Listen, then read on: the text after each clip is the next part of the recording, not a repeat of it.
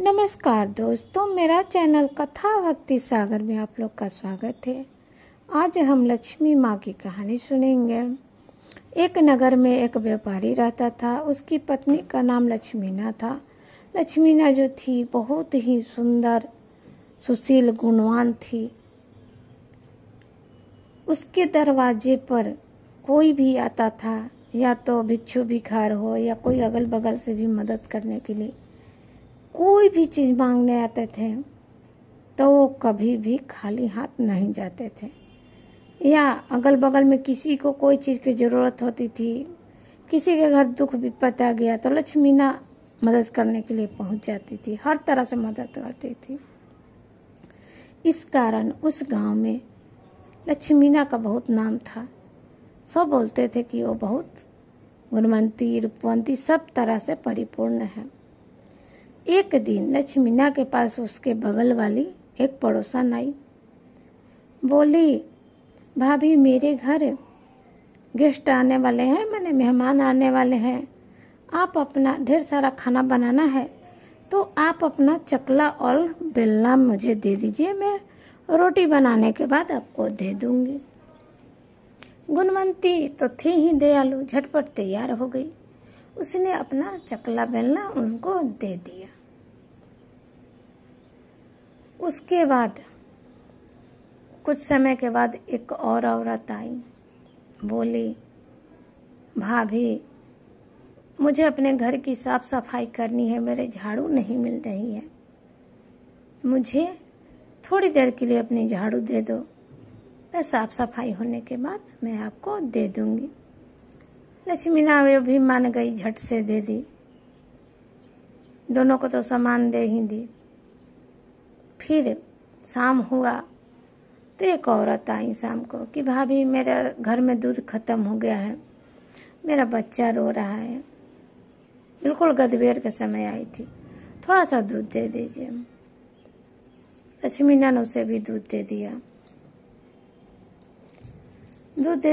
उसके बाद उस दिन तो कुछ नहीं हुआ, अपना सब खा पी के सो गए, रात बीत गया।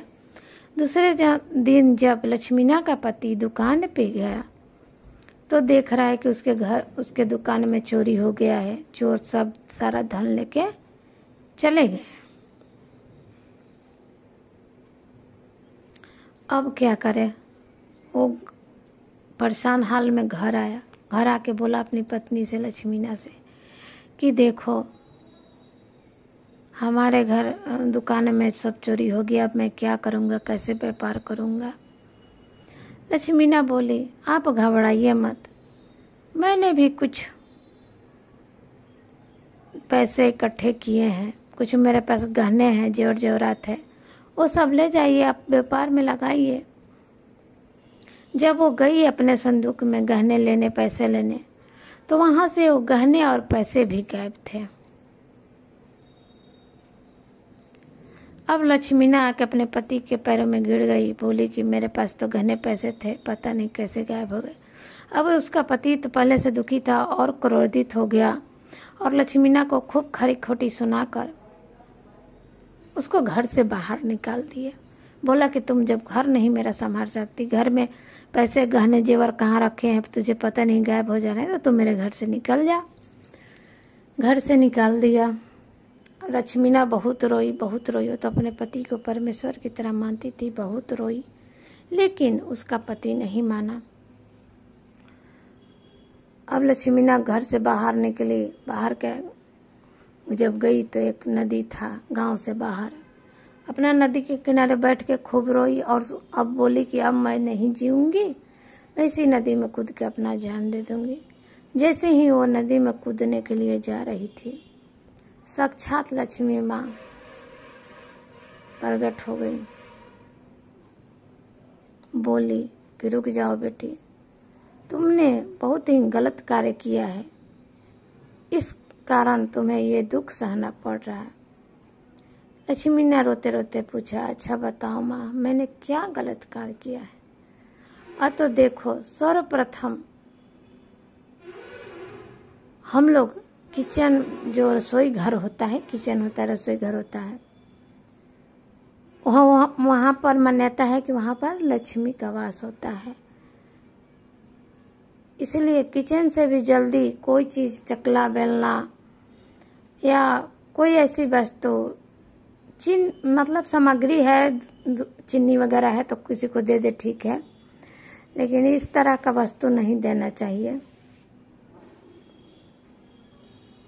तो माता ने कहा कि देखिए, तुमने सर्वप्रथम तो अपने घर की लक्ष्मी, जो चकला बेलना को मानते हैं, शुभ को मानते हैं, चलनी को मानते हैं, हमारे तरफ इन सब चीज़ों को लक्ष्मी मानते हैं। बोलते हैं, हमारी माँ लोग बोलती थी कि इसको पैर मत ठेकाओ, ये सब लक्ष्मी है।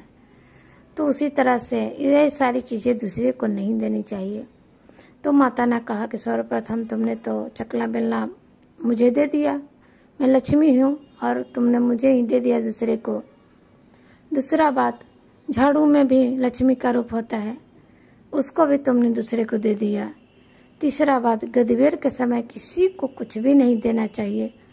तो जो औरत दूध मांगने आई तो तुमने उसको भी दे दिया। तो मैं तो तुम्हारे घर आते आते उसके घर चली गई।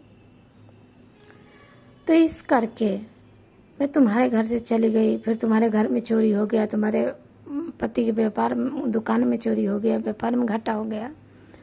तो इस कारण से मैं तुम्हारे घर से रूठ गई हूँ, मैं तुम्हारे घर से चली गई हूँ।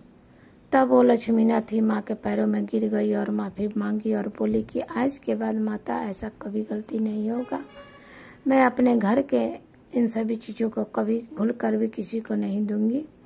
तो कहते हैं दोस्तों कि झाड़ू बढ़नी, और मतलब झाड़ू बढ़नी भी लोग बोलते हैं गांव देहात में, झाड़ू सूप हो गया, जो चलनी होता है, चावल चलने वाला होता है, आटा चालने वाला होता है, ये सब चीज़ें हमारे घर तरफ लक्ष्मी का रूप होता है, इन्हें कभी किसी को नहीं देना चाहिए।